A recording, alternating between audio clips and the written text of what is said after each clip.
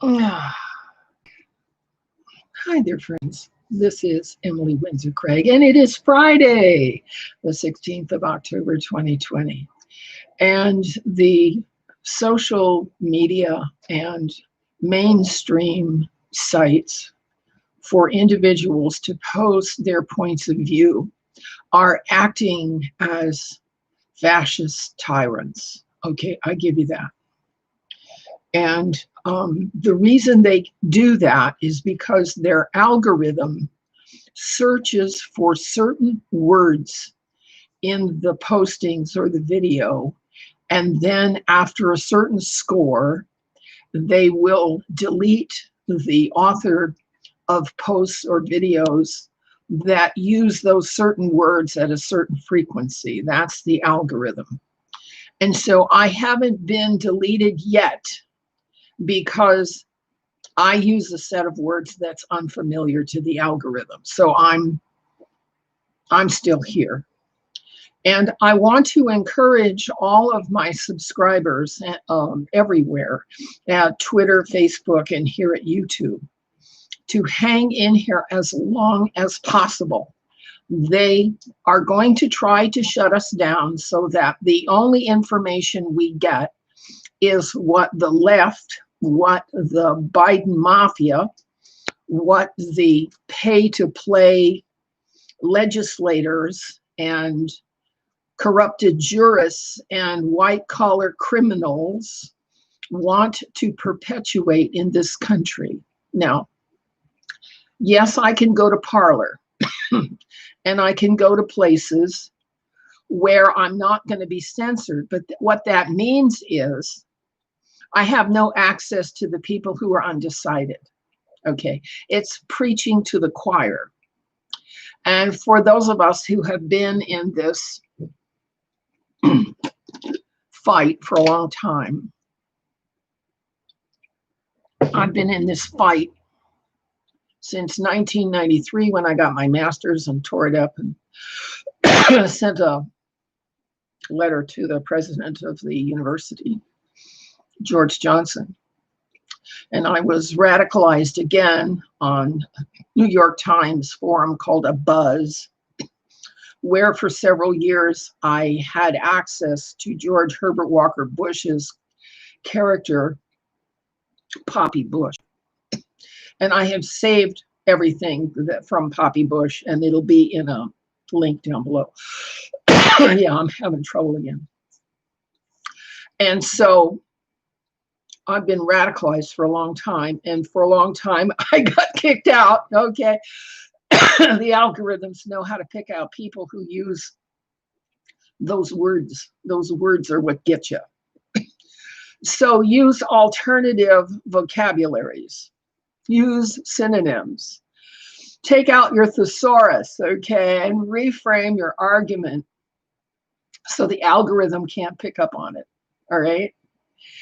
And stay as long as you can wherever you can stay, where there are people who are still undecided, because those are the people who are yet to be red-pilled. The latest expose on what the last administration and its appointees, let's put it that way, we're up to are really, really horrific. And the fact that weaponized agencies, and you know exactly which agencies I'm talking about, are obstructing and not doing anything about it, is giving us a sense of the magnitude of the white-collar crime that's going on in the United States, the white-collar crime. And that has to do with treachery, saying one thing and doing something else, protection racketeering, pay me and I won't hurt you, and divide and conquer, which is what the churches have done over doctrine and dogma.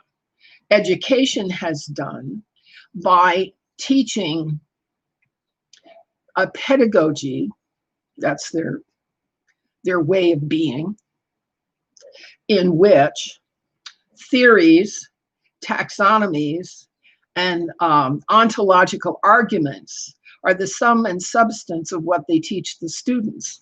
Never mind laws of cause and effect, results, and outcomes of behavior. So academia has been into sedition since I was a teenager in the 50s. Yeah, in the 50s. Wow, that's been a long time.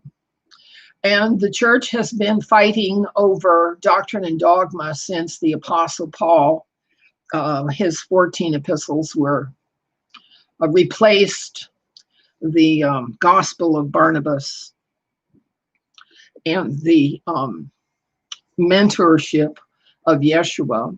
And I'll have a new link for a new book, which was the mentoring process of Yeshua. That is very similar to the community of one purse concept that is still held to be sacred in Anabaptist and monastic communities, okay, like the Order of Benedict. All right. And so how and why the NSA and NASA got into the belief that there's no life but here is just almost hard to imagine.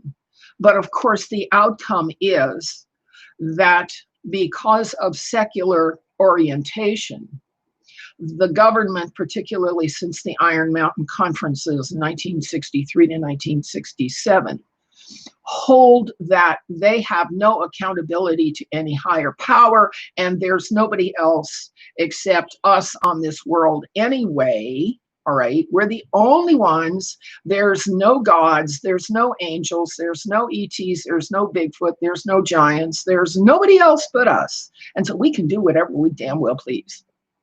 And that's the official doctrine and dogma of the Pentagon.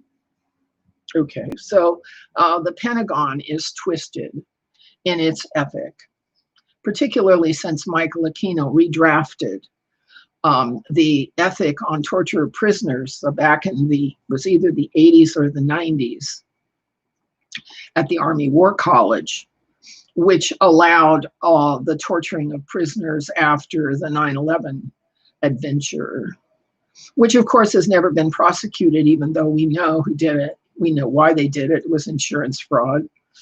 We know why Oklahoma City blew up, because all the records were there from Mena, Arkansas. We know why Waco was burned down, because its members had hacked into the government's drug dealing doings. All right.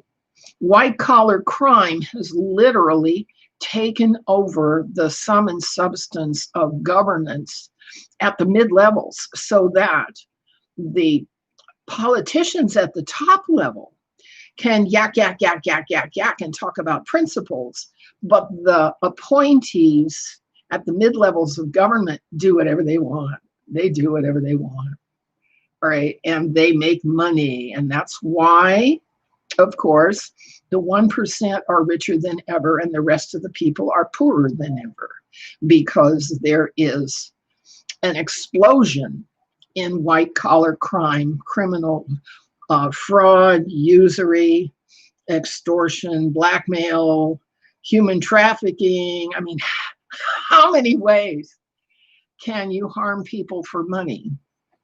Not the least, of course, of the medical establishment that makes its money on visits, procedures, tests, and prescriptions. So we have a lot of restoration, a lot of repair facing us in this country if this nation, the United States for America, of America, by America, is going to revert to an ethical nation. There's a tremendous amount of work to do. And our President Trump has initiated the work to the extent that the weaponized agencies, Department of Justice, FBI, CIA, Department of State, DEA, I think Homeland Security I don't know if they're corrupted yet, but I know FDA and USDA are totally corrupted already because they're profiteering by being regulated. Their regulators come from industry and do whatever industry. The deep state is industry, you know.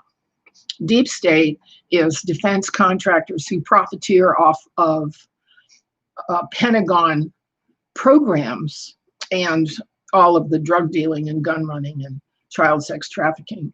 All right, it's just almost beyond belief how much crime is going on in this country right now. So we need to talk about it, and we do not need to run away, to retreat to safe spaces. That's what the left does. That's what the left needs to do.